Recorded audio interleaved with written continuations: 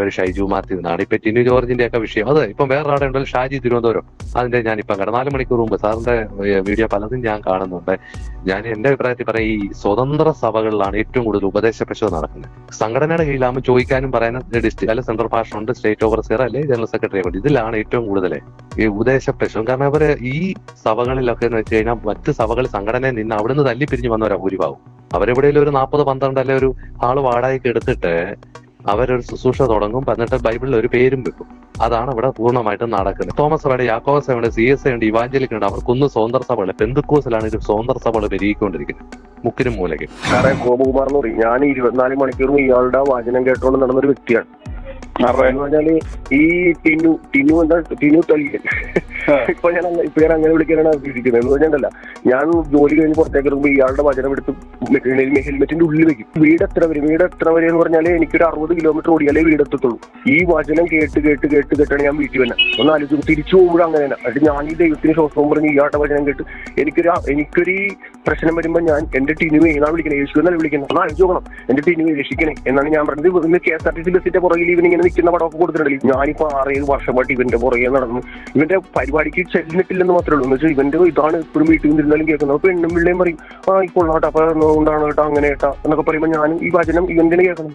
എന്റെ പൊന്നു സാറേ, സാറിന് 1000 നന്ദി കേട്ടോ. സാറിന്റെ കാലം ഞാൻ തൊട്ടുപൊഴി. സാറിനെ ഞാൻ കണ്ടിട്ടില്ല എന്ന് പറഞ്ഞാൽ ഞാനിപ്പോ സാറിന്റെ ഇത് ഇതിലൂടെ യൂട്യൂബിലൂടെ കാണുമ്പോണ്ടല്ല എനിക്ക് കണ്ണു നിറഞ്ഞു പോയി. സാറിന് വിളിച്ചു തോന്നുന്നില്ല. സാറിന് കൂടി പുണ്യം. സാറിലൂടെ യേശു പ്രവർത്തിച്ചുകൊണ്ടിരിക്കും. സത്യം, ദൈവത്തിലാണ് സത്യം. എന്ന് വെച്ചാൽ ഞാൻ അത്രയ്ക്ക് ഇപ്പൊ മനന്നുണ്ട്, അത്രയ്ക്ക് എന്റെ മനസ്സിൽ അത്ര പ്രയാസമുണ്ട്.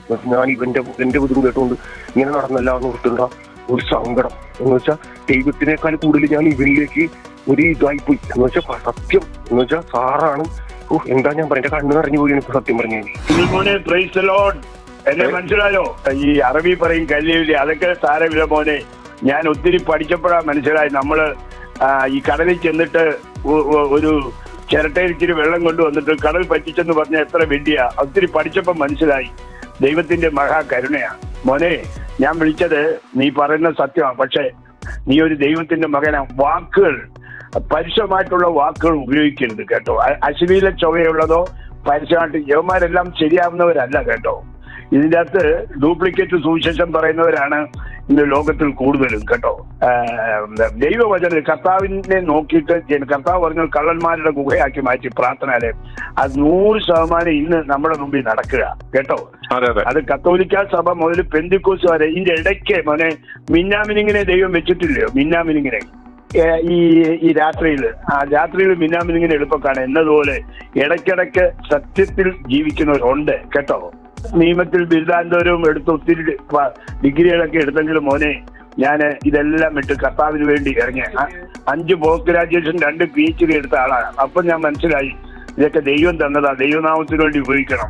മോൻ പറഞ്ഞ പോലെ വളരെ മാതൃകാപരമായി, വളരെ എളിമയോടുകൂടി പണത്തിന്റെയും സ്ഥാനമോകളുടെയും പിറകെ അങ്കിൾ ഓടുന്നില്ല കേട്ടോ. അതുകൊണ്ട് മോന് നിന്നെ എന്റെ മകനെ പോലെ സ്നേഹിക്കുന്നത് തുറന്നു പറഞ്ഞതാണ്. നിന്നിൽ കൂടെ വളരെ കാര്യങ്ങൾ ദൈവം ചെയ്തെടുക്കാനുണ്ട്. അപ്പം ഒരിക്കലും പരുഷമായ അശ്ലീല വാക്കുകൾ ഉപയോഗിക്കരുത്. കാരണം നമ്മൾ ദൈവത്തിന്റെ ആത്മാവെന്ന് പറഞ്ഞ കർത്താവ് പറഞ്ഞു വെള്ളയടിച്ച ശവക്കല്ലറകളെന്ന് പറഞ്ഞെങ്കിലും മോന് വേണ്ടി ഞാൻ ഒത്തിരി പ്രാർത്ഥിക്കുന്നുണ്ട്. ഞാൻ ഒരു വാക്ക് പ്രാർത്ഥിച്ചു നിർത്താം കേട്ടോ. പരിശുദ്ധ ദൈവമേ, സ്വർഗ്ഗസ്ഥ പിതാവേ, പ്രിയ സുനിൽ വഴി കർത്താവെ, അളിഞ്ഞ് ദുരൂഹതയിൽ കിടക്കുന്ന ക്രിസ്തീയ ഗോളത്തെ അവിടുന്ന് നിന്റെ മകൻ വഴി ശുദ്ധീകരിക്കാവുന്ന സ്ഥലത്തോളം ശുദ്ധീകരിക്കണമേ. സത്യം തുറന്നു പറയാൻ കൃപ കൊടുക്കണമേ. സത്യം തുറന്നു പറയുമ്പോൾ ജനം ജഡീക മനുഷ്യൻ തന്നെ വെറുക്കുന്നു എന്നുള്ളത് വാസ്തവമായിരിക്കെ സത്യത്തിന് വേണ്ടി നിലകൊണ്ട് കർത്താവ് വചനത്തിൽ നിന്നതുപോലെ വചനപ്രകാരം ജീവിച്ച് നിത്യതയ്ക്ക് ഓടുവാൻ നിന്റെ മകനെ സഹായിക്കും. അനേകരെ ഒരുക്കുവാൻ നിന്റെ മകനെയും കുടുംബത്തെയും സഹായിക്കും. മഹത്വം അങ്ങേക്ക് കർത്താവായ യേശുവിന്റെ നാമത്തിൽ തന്നെ ആമേൻ. ഞാൻ മാത്യു ജോർജ്, തിരുവനന്തപുരം. ടിനു ജോർജിന്റെ വാർത്തകൾ ഇങ്ങനെ കണ്ടുകൊണ്ടിരിക്കുകയാണ്. താങ്കളിടുന്നത് ആളുകളുടെ അഭിപ്രായമൊക്കെ എന്ന് നമുക്ക് മനസ്സിലാക്കാൻ പറ്റുന്ന, എനിക്കിപ്പോ 61 വയസ്സായി. എന്റെ ഈ ജീവിതത്തിന്റെ ഇടയ്ക്ക് ആദ്യമായിട്ടാണ് യേശു സംസാരിക്കുന്നെന്നും പറഞ്ഞ് ഇത്രയും ഒരു ഗജ ഫ്രോഡ് സൗണ്ട് ഇടുന്നത്. ശരിക്കും പറഞ്ഞാല് ഈ ആളുകൾ എന്തും വേണ്ടി വിഡ്ഢികളാണെന്നുള്ളതാണ് ഇതിൽ നിന്ന് അറിയാൻ കഴിയുന്നത്. കാര്യം ഈ അന്ത്യകാലത്ത് സാത്താന്റെ പ്രവർത്തനം കൂടി വരുമെന്നുള്ളതിന്റെ ഏറ്റവും വലിയ തെളിവാണ് ഇവനെ പോലുള്ളവന്റെ ആരാധനാലയങ്ങളിൽ ആളുകളെ തടിച്ചു കൂടുന്നത്. ആളുകളെ കൊണ്ട് നരകത്തിലേക്ക് പോകുന്ന ഒരു രീതിയാണ് ഉള്ളത്. അപ്പൊ ഇതിൽ നിന്നെല്ലാം ആളുകൾക്കൊരു മോചനത്തിനായി താങ്കളെ പോലെ അപൂർവം ചിലർ മാത്രമേ പ്രവർത്തിക്കുന്നുള്ളൂ. കാര്യം താങ്കൾക്ക് ഒരു ദൈവത്തിന്റെ ഒരു അനുഗ്രഹമുണ്ട്. അതുകൊണ്ടാണ് ഇത് കണ്ടെത്താനും ഇവരെയെല്ലാം തുറന്നു കാണിക്കാനും ഒത്തിരി നരകത്തിലേക്ക് പോകുന്നവരെ രക്ഷപ്പെടുത്താനും ഒക്കെ വേണ്ടിയുള്ള ഒരു ഗോസ്പൽ വർക്കായിട്ടാണ് എനിക്ക് ഇതിനെ മനസ്സിലാക്കാൻ കഴിയുന്നത്.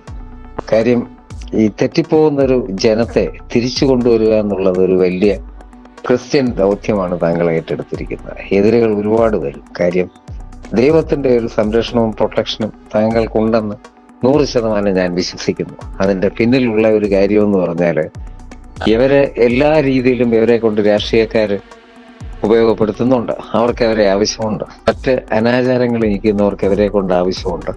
ഇവർ ഈ പൈസ എല്ലാം കൊന്നുകൂട്ടി ഇവരുടെ സുഖത്തിനും സന്തോഷത്തിനും വേണ്ടി മാത്രം ഉപയോഗിക്കുകയാണ് ചെയ്യുന്നത്.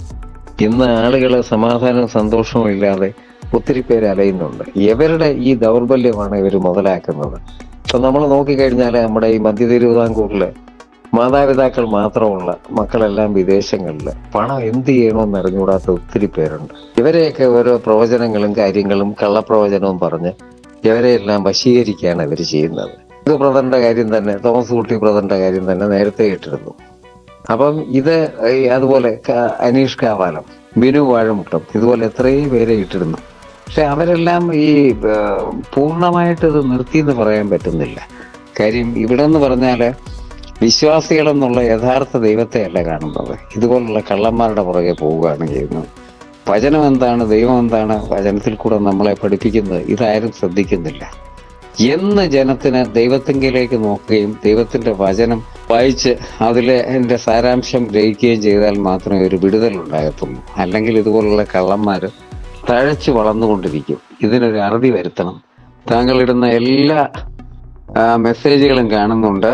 താങ്കൾക്ക് ദീർഘനാൾ ഈ ഇതുപോലുള്ള കള്ളന്മാരെ എല്ലാം തുറന്നു കാട്ടാൻ ദൈവത്തിന്റെ കൃപയും അനുഗ്രഹം ഉണ്ടാകട്ടെ എന്ന് പ്രാർത്ഥിക്കുന്നു. എന്റെ പേര് ജോമോൻ. ഞാൻ മണങ്ങല്ലൂർ താമസിക്കുന്നു. ചാനലിൽ മറ്റേ ടിനി ജോർജിന്റെ മറ്റേ വീഡിയോ ഇട്ടായിരുന്നല്ലോ. ഞാൻ ആ സത്യത്തിൽ അത് കണ്ടപ്പോ എനിക്ക് ഭയങ്കര കോമഡി ആയിട്ടാണ് എനിക്ക് ഭയങ്കരമായിട്ട് തോന്നിയത്. ഞാനൊരു പെന്തക്കോസ്ത് വിശ്വാസിയാണ്. അപ്പോൾ സത്യത്തില് അവിടെ 12,000 വിശ്വാസികൾ ഇരിക്കുന്നിടത്ത് ഇവരെല്ലാം വെറും മൊണ്ണങ്ങളാണെന്നുള്ളത് മനസ്സിലാക്കുന്നത്. ഈ 24ാം നൂറ്റാണ്ടിൽ ഇവർ ജീവിക്കുന്നത്. അപ്പൊ ഇവര് 50 വർഷം പുറകോട്ടാണ് ഇവരുടെ ചിന്തകളല്ല ഇരിക്കുന്നവരുടെ എല്ലാം. അപ്പൊ ഇവൻ പറയുന്നത് കേട്ട് കർത്താവ് ഇവരുടെ റൂമിൽ വന്നു ഇവനോട് സംസാരിക്കുന്നു. സാറ് ഞാനൊരു കാര്യം പറഞ്ഞത്, സാറിന്റെ തൊണ്ടയ്ക്ക് നമുക്ക് സാധാരണ സ്വയമായിട്ട് തൊണ്ടയ്ക്ക് നമുക്ക് പിടിച്ചിട്ട് സംസാരിച്ച് കഴിയുമ്പോൾ ബേസ് ശകലം കൂടെ കിട്ടും. തൊണ്ടയ്ക്ക് നമുക്ക് പിടിച്ച ഞാൻ നേരത്തെ ഞാൻ ഈ വിശ്വാസം വരുന്ന മുമ്പൊക്കെ ഞാൻ മിമിക്രി ചെയ്തോണ്ടിരുന്ന ആളായത്. നമ്മൾ അങ്ങനെ ചെയ്ത് കഴിഞ്ഞാൽ കറക്റ്റായിട്ട് ശകലം ബേസ് കിട്ടും. ഇവൻ സ്വന്തമായിട്ട് അത് ഇവൻ തന്നെ സ്വന്തമായിട്ട് ചെയ്തേക്കുന്നത്. ഈ ടിനു എന്ന് പറഞ്ഞ ആള് കാരണം ഇവനെന്ന് പറഞ്ഞ അയാൾ ഉപയോഗിക്കാൻ പറ്റും. അവൻ ഭാഷന്നൊന്നും പറയാൻ പറ്റത്തില്ല ഒരിക്കലും. ഏറ്റവും വലിയ പക്ക ഫ്രോഡുകളാണ് ഇവര്. ഇവർ കുറെ ആൾക്കാരുണ്ട് ഇവർ ഈ രോഗസൗഖ്യമുണ്ട് അങ്ങനെ ഉണ്ടെന്നൊക്കെ പറഞ്ഞു. ഞാൻ എന്റെ ഒരു ചോദ്യം എന്ന് പറഞ്ഞാൽ, കർത്താവ് അവിടെ ഇവിടെ എല്ലാം പോയി രോഗികളെ സൗഖ്യമാക്കി. കർത്താവിന്റെ ഫസ്റ്റിലെ സൗഖ്യം കൊടുത്തെന്ന് പറഞ്ഞാൽ കുഷ്ഠരോഗിക്ക് ഒക്കെയാണ് കൊടുത്തേക്കുന്നത്. പിന്നെ ആദ്യത്തെ അത്ഭുതം എന്ന് പറഞ്ഞ കർത്താവ് ചെയ്തേക്കുന്നത് കാനായിലെ കല്യാണത്തെ പച്ചവളത്തെ വീഞ്ഞാക്കിയത്. ഇതൊക്കെയാണ് ആദ്യം കർത്താവ് ഈ 30ാമത്തെ വരെയും ചെയ്തതാണ്. അപ്പൊ കർത്താവ് ഇവിടുന്നാണ് ഇത് ഞാൻ ഇത്ര നിങ്ങൾക്ക് സൗഖ്യം തന്നു, നിങ്ങൾ അത്യാവശ്യം എനിക്ക് പിരിവ് തരണം, അല്ലെ എനിക്ക് ജീവിക്കാനുള്ള ഇത് കർത്താവ് എവിടെയെങ്കിലും പറഞ്ഞിട്ടുണ്ട് ബൈബിളിൽ നിന്ന്. അല്ലെ ഞാൻ ഇത് ചെയ്യുന്ന പോലെ തന്നെ നിങ്ങളും ചെയ്യണം, നിങ്ങൾ പോയി അവിടുന്ന് ഇവിടുന്ന് പിരിവ് എടുക്കണം എന്ന് കർത്താവ് പറഞ്ഞിട്ട് ഇവരെടുത്ത്. സത്യത്തിൽ കർത്താവ് പിന്നെ യെരൂശലേം ദേവാലയത്തിലെ ആരാധനയ്ക്ക് എതിരെ സംസാരിച്ച് കഴിഞ്ഞപ്പോഴത്തേനാണ് അവർക്ക് കർത്താവിനോട് കളിച്ചു. എന്റെ ആലയം കള്ളന്മാരുടെ ഗുഹയാക്കിയെന്ന് ചോദിച്ചാൽ കർത്താവ് അവിടെ നിന്ന് അടിച്ചിറക്കി അവരെയെല്ലാം. സത്യത്തിൽ ഇന്ന് കർത്താവ് ജീവിച്ചിരിപ്പുണ്ടായത് ഈ ടിനു എന്ന് പറഞ്ഞ ഈ കുറവന്മാരില്ല, അവന്മാരെല്ലാം മടല് വെട്ടി കർത്താവ് അടിച്ചാണ്. ഈ കർത്താവിന്റെ പേര് പറഞ്ഞ മാറി തിരിച്ചോണ്ടിരിക്കുന്നത് എല്ലാ ഫ്രോഡ് വിവരങ്ങളാണ് ഇവർ കാണിക്കുന്നതെന്ന് അറിയാം. കാരണം പെന്തക്കോസ്തുകാരുടെ സകല വിലയും കളയുന്ന ഒരു കേസാണ് ഇതൊക്കെ. ഈ തിരുവിനെപ്പോൾ തന്നെ വേറെ കുറെ പേരുണ്ട്, ഒത്തിരി കുറെ പക്ക ഫ്രോഡുകളുണ്ട്, ഒത്തിരി പേരുണ്ട് ഈ പിരിവുമായിട്ട് നടക്കുന്നത്. കാരണം വിശ്വാസികളെ പേടിപ്പിച്ച് നിർത്തിയേക്കുക. ഞാനൊരു കാര്യം ചെയ്തിട്ട് ഏതെങ്കിലും ഒരു പാസ്റ്റർമാർ ഏതെങ്കിലും ഒരു വീട്ടിൽ ചെന്നിട്ട് നിങ്ങൾക്കൊരു നല്ല കാലം വരാൻ പോകുന്നെന്ന് എവിടെയെങ്കിലും പറഞ്ഞു കേട്ടിട്ടുണ്ടോ? നിങ്ങൾക്കൊരു നല്ല കാലം വരാൻ പോവാണ്, പ്രാർത്ഥിച്ചിട്ട് ദൈവം നിങ്ങൾക്കൊരു നല്ല കാലം വരാൻ പോവാണ് എവിടെയെങ്കിലും പറഞ്ഞു. ഇവന്മാർ ഫസ്റ്റിൽ വന്നിട്ട് പറയുന്ന ഒരു സാധനം എന്ന് പറഞ്ഞാൽ അനർത്ഥം, വീട്ടിൽ അനർത്ഥം ഉണ്ടാകാൻ പോകുന്നു. ശക്തമായിട്ട് പ്രാർത്ഥിക്കും. ഒരു 3 ദിവസം ഉപവാസം. ഇയാൾക്ക് ഈ 3 ദിവസം ഉപവാസം 2000 രൂപ വെച്ച് 3 ദിവസത്തെ പോയി 6000 രൂപ ഇയാളുടെ കയ്യിൽ വന്നു. അപ്പം വിശ്വാസികൾ ഈ മൊണ്ണകളായ വിശ്വാസികൾ അവിടെ കൂടുന്നെല്ലാം പോയി കൂലിപ്പണിക്കാരന്മാരായി കാണിക്കുന്ന പരിപാടി. ഈ നിലവാരമുള്ളവന്മാരും ഇങ്ങനെയുള്ളവന്മാരും വീട്ടിൽ കയറ്റത്തില്ല. സാറ് സത്യത്തിൽ യഥാർത്ഥ ദൈവവേല എന്ന് പറഞ്ഞാൽ ഞാൻ കണ്ടേക്കുന്നത് യഥാർത്ഥ ഒരു ദൈവത്തിന്റെ വേല ദൈവം വിളിച്ചിറക്കിയേക്കുന്ന ഒരാളെന്ന് പറഞ്ഞത്, ഞാൻ ഈ റാന്നി, പത്തനംതിട്ട, കോട്ടയം ഈ ഏരിയയിലെല്ലാം സഞ്ചരിച്ചുകൊണ്ടിരുന്ന ആളാണ്. ഇയാള് അവിടെ ഇവിടെ എല്ലാം പ്രസംഗിച്ചത് ഞാൻ കേട്ടിട്ടുണ്ട്. അപ്പൊ ഇയാൾ പക്ക ഫ്രോഡാന്നുള്ള കൃത്യം എല്ലാ ജനങ്ങൾക്കും അറിയാം. പക്ഷെ ഇവര് വെറും വിഡ്ഢികളാവുക. അപ്പൊ യഥാർത്ഥ ഒരു വേല എന്ന് പറയുന്നത് സാധാരണ കണ്ടിട്ടുണ്ടായിരിക്കും, ഈ മൈക്ക്, ചെറിയ ഹാൻഡ് മൈക്ക് വെച്ച് ഈ കവലയിലൊക്കെ പ്രസംഗിക്കുന്ന കിടക്കില്ലേ. അപ്പൊ അത് യഥാർത്ഥ ഒരു വേല എന്ന് പറഞ്ഞാൽ അതാണ് ദൈവത്തിന്റെ കാര്യത്തെ പറ്റി പറഞ്ഞത്. കാരണം അവരൊന്നും 10 പൈസ പോലും ആഗ്രഹിച്ചിട്ടല്ല ഇവർ ചെയ്യുന്നത്. അവർ കൃത്യം ദൈവത്തിന്റെ വേലയാണ് ചെയ്യുന്നത്. ഞാൻ ഇങ്ങനെ യാത്ര ചെയ്യുന്ന സമയത്ത് ഇവരെ കണ്ടു കഴിയുമ്പോൾ ഇവരുടെ പോക്കറ്റിൽ ഞാൻ പൈസ ഇട്ട് കൊടുക്കും. ഞാനത് ഒരു ചുമ്മാ ഒരു ഇതായിട്ട് പറയുന്നതല്ല, നുണയായിട്ട് പറയും, അങ്ങനെയൊന്നുമല്ല. ഞാൻ സത്യം പറഞ്ഞാൽ അവർ യഥാർത്ഥ വേല ചെയ്യുന്നതായതുകൊണ്ട് അവർക്ക് ഞാൻ എന്റെ കയ്യിലുള്ളത്. അങ്ങനെ കൊടുക്കുന്ന അതാണോ ദൈവത്തിനുള്ള വേല? ദൈവം അത് ആഗ്രഹിക്കുന്നുണ്ടോ? അല്ല, അതൊരു ഗതികെട്ട ദൈവമല്ലേ ഇവന്മാർ റോഡ് സൈഡിൽ നിന്ന് വിളിച്ച് പറഞ്ഞിട്ട് ദൈവത്തെ പ്രൊമോട്ട് ചെയ്യുക. ദൈവത്തിന് അങ്ങനെ ഒരു പ്രൊമോഷന്റെ ആവശ്യമുണ്ടോ സുഹൃത്തെ? ദൈവത്തിന് അങ്ങനെ പ്രൊമോഷന്റെ ആവശ്യമില്ല. നമ്മൾ ഡെയിലി വേജസുകാരന്റെ പണിയുടെ ആവശ്യം ദൈവത്തിനുണ്ടോ? അങ്ങനല്ല ഞാൻ പറഞ്ഞത്. കേരള സമൂഹത്തിലോ അല്ലെ എവിടെയെങ്കിലുമോ റോഡിൽ നിന്ന് ഇങ്ങനെ വിളിച്ചു പറയുന്നവരുടെ ഇത് ആരെങ്കിലും ശ്രദ്ധിക്കുവോ? അതിനൊരു മുഖവില കൊടുക്കുവോ? അത് സത്യം പറഞ്ഞാൽ ക്രിസ്തുവിനെ അപമാനിക്കലല്ലേ? ക്രിസ്തുവിന്റെ മഹത്വം ഇങ്ങനെ വഴിയിൽ നിന്ന് യുവമാരിൽ നിന്ന് കാറി പോയി പറയേണ്ട ആവശ്യമുണ്ടോ? ക്രിസ്തുവിനെ അപമാനിക്കലല്ലേ അത് ചെയ്യുന്നത്? അല്ല, ഇവർ പറയുന്നത് കേട്ടിട്ട് ആരെങ്കിലും കർത്താവിലേക്ക് വരുവോ? അവന്റെ പ്രവർത്തിയിലൂടെ അന്നാ സമയം അവന് ഈ പറയുന്ന പോലെ ഏതെങ്കിലും ഒരു സംഘടനയോ ആരുടെയോ ഫണ്ടിങ്ങോ ഇല്ലാതെ ഒരാൾ പോലും ഇന്ന് തെരുവ് സുവിശേഷം പറയുന്നില്ല. സ്വന്തം ഇഷ്ടപ്രകാരം ആരും വരുന്നില്ല. ഏതെങ്കിലും ഒരു തരത്തിലുള്ള മറ്റൊരു സപ്പോർട്ടോ ഞാൻ തെരുവ് സുവിശേഷകനാണ് എന്നെ സഹായിക്കൂ എന്ന് പറഞ്ഞിട്ട് പിരിവെടുത്തിട്ടാണ് അവൻ വന്ന് നിന്ന് സംസാരിക്കുന്നത്. എനിക്കറിയാവുന്ന 2 സുഹൃത്തുക്കളുണ്ട്. എനിക്കറിയാവുന്ന 2-3 സുഹൃത്തുക്കന്മാരുണ്ട്. അവർ കൂലിവേടി എടുത്തിട്ടാണ് അവർ ചെറിയ ഹാൻഡ് മൈക്ക് മേടിച്ച് അവർ ഒരു സഭയുടെ ഒരു സപ്പോർട്ടും ഒരു കാര്യമില്ല. അവർ നടന്ന് ബസ്സിൽ വന്നിട്ട് ഈ പറയുന്നവരുണ്ട്. അത് ക്രിസ്തുവിനെ അപമാനിക്കില്ല. അവനെ ഇങ്ങനെ നയിക്കും റോഡിൽ കുറെ കോമാളികൾ കളിക്കേണ്ട ആവശ്യമില്ല. അതേസമയം അവൻ ഏതെങ്കിലും തരത്തിലൊരു പ്രയോജനം, ആർക്കെങ്കിലും പ്രയോജനകരമായ രീതിയിൽ ഒരു നല്ല കാര്യം, ആർക്കെങ്കിലും ഉപകാരപ്രദമാകുന്ന ഒരു കാര്യം ചെയ്ത് ആ ക്രിസ്തു പറഞ്ഞ കാര്യം സ്നേഹമാണേലും കന്യാണേലും കാണിക്കുവാണേലും അതാണ് ഏറ്റവും വലിയ നല്ല ശബരിമലയിലൂടെ അതാണ് കർത്താവ് കിട്ടുന്നത്. അല്ലാതെ റെഡിയായിരിക്കുമെന്ന് പറഞ്ഞ് ഇങ്ങനെ പറഞ്ഞ് കാണേണ്ട ആവശ്യമില്ല. ഇങ്ങനെ കാണുന്ന ആളുകളെ ശരിക്കും ക്രിസ്തുവിനും ക്രിസ്ത്യാനികൾക്കും അവമാനം ഇങ്ങനെ ഫണ്ട് ചെയ്യുന്നത്. ഞാൻ പറഞ്ഞ അവര് ഈ നിങ്ങളൊക്കെ ചെയ്യുന്ന ഒരാൾക്കാരാണ്. നമുക്കറിയാം അങ്ങനെ ചെയ്യേണ്ട ആവശ്യമില്ല. കർത്താവ് ദൈവത്തിന് ഇതുപോലെ കൂലിവേലക്കാരുടെ ആവശ്യമുണ്ടെന്ന്, അങ്ങനെ വേലക്കാരുടെ ആവശ്യമില്ലെന്ന്. അല്ല ബൈബിളിൽ തന്നെ പറഞ്ഞു, നിങ്ങൾ ലോകത്തിന്റെ അറ്റത്തോളം പോലെ നിങ്ങൾ എന്റെ സാക്ഷികളാകുന്നു. ബൈബിൾ കൃത്യം സാക്ഷികളാകുക എന്ന് പറഞ്ഞാൽ സാക്ഷികളാകുക എന്ന് പറയുന്നത് ക്രിസ്തു കാണിച്ചു തന്നത് ജീവിതത്തിലൂടെ പ്രാവർത്തികമാക്കി കാണിച്ചു കൊടുക്കാനാ പറഞ്ഞത്. ക്രിസ്തു അവർക്ക് നമുക്ക് എന്ത് അതല്ല ഈ വഴിയിൽ നിന്ന് ഈ കോമാളിത്തരം കാണിക്കുമ്പോൾ ആളുകൾ സത്യം പറഞ്ഞ ഇതിനോടുള്ള താല്പര്യം പോകത്തേ ഉള്ളൂ. അത് കോമാളിത്തരം അല്ലല്ലോ, നമ്മൾ ദൈവത്തിന്റെ വചനം. അല്ല, ദൈവത്തിന് അങ്ങനെ ദൈവത്തിന്റെ വചനം അങ്ങനെ വഴിയിൽ നിന്ന് വിളമ്പാനുള്ള അല്ലെന്ന് അതാ ക്രിസ്തു തന്നെ പറഞ്ഞിട്ടുണ്ടല്ലോ. ഇത് ഇവരുടെ ദൈവം വയറ്റിപ്പഴപ്പിന് വേണ്ടിയാണത്. അത് ആരുടെയെങ്കിലും ഒക്കെ ഫണ്ട് മേടിച്ച് അല്ലെങ്കിൽ ആരുടെയെല്ലാം പിരിവെടുത്തിട്ട് ഞാൻ തെരുവ് സൂചകനാണ്, ഞാൻ ക്രിസ്തുവിനെ സാക്ഷിക്കുന്നതെന്ന് പറഞ്ഞിട്ട് പിരിവെടുത്തിട്ട് അവന്റെ ഉപജീവനമാർഗമായിട്ടോ നടക്കുന്നത്. അങ്ങനെ ആരെങ്കിലും വിളിച്ചു പറഞ്ഞാൽ എന്നാൽ ക്രിസ്തുവിലേക്ക് ആരെങ്കിലും വരുമോ? ഈ ഒരു തെരുവിൽ നിന്ന് ആരെങ്കിലും പറയുന്നത് കേട്ടിട്ട് ക്രിസ്തുവിലേക്ക് വന്ന ആരെങ്കിലും താങ്കൾക്ക് ഒരാളെ കാണിച്ചിരാവും? താല്പര്യമുള്ളവർ കേൾക്കുന്നവരുണ്ടല്ലോ.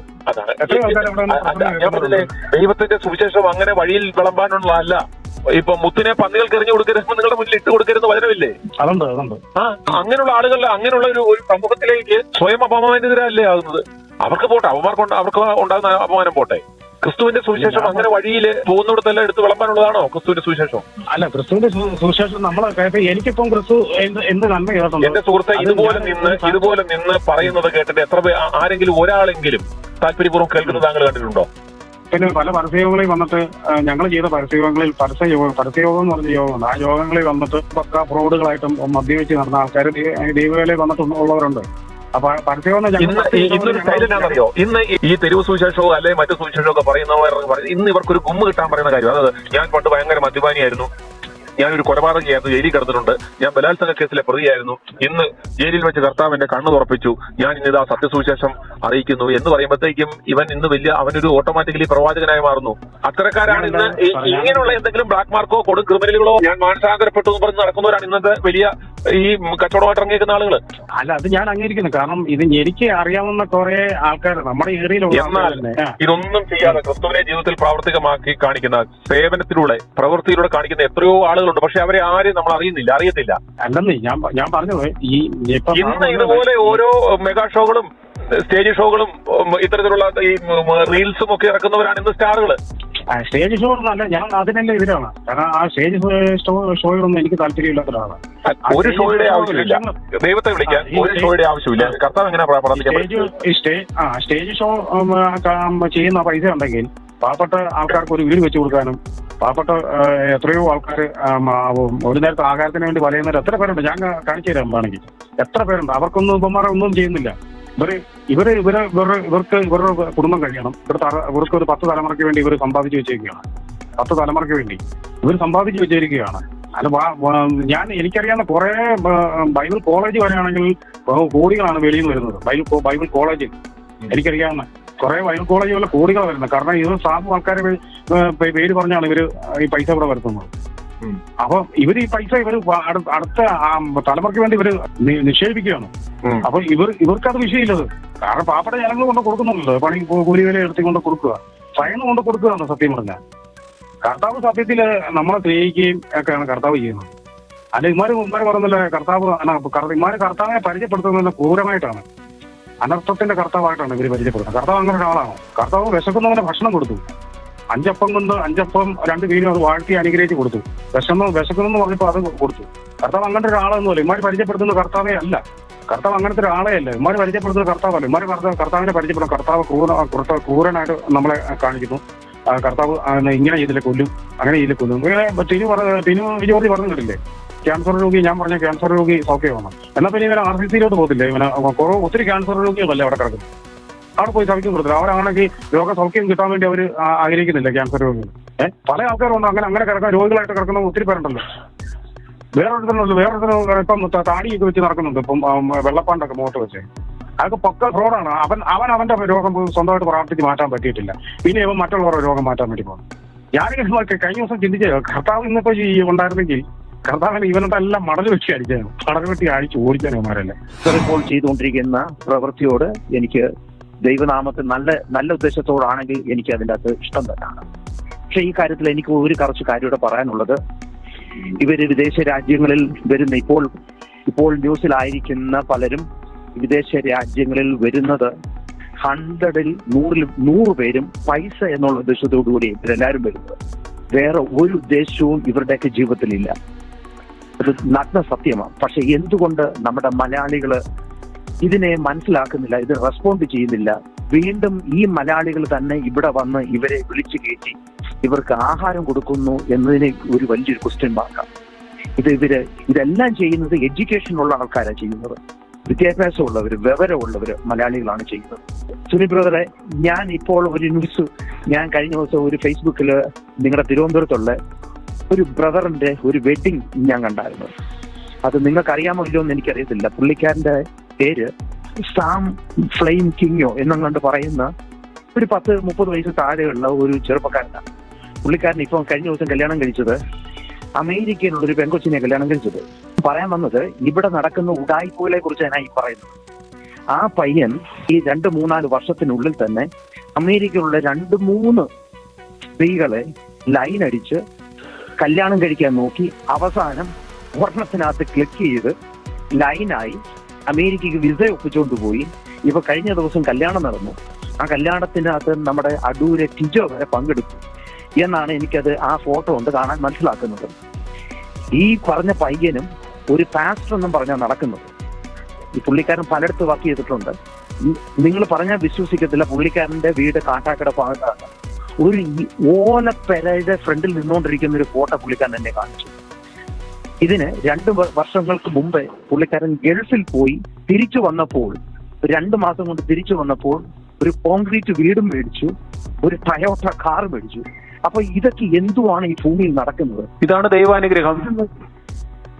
ഇത് എനിക്ക് മനസ്സിലാക്കാൻ സാധിച്ചത്, ഇതിൻ്റെ അകത്ത് ദൈവത്തെ അറിഞ്ഞവർക്ക് പോലും ഇതിന്ന് പിന്മാറ്റത്തിൽ പോകുന്ന ഒരു കാലഘട്ടം. യഥാർത്ഥമായിട്ട് ദൈവത്തെ വിളിക്കുന്നവരുടെ മുമ്പിൽ ഇവർക്ക് എന്തോ സാക്ഷ്യമാവുള്ളത്.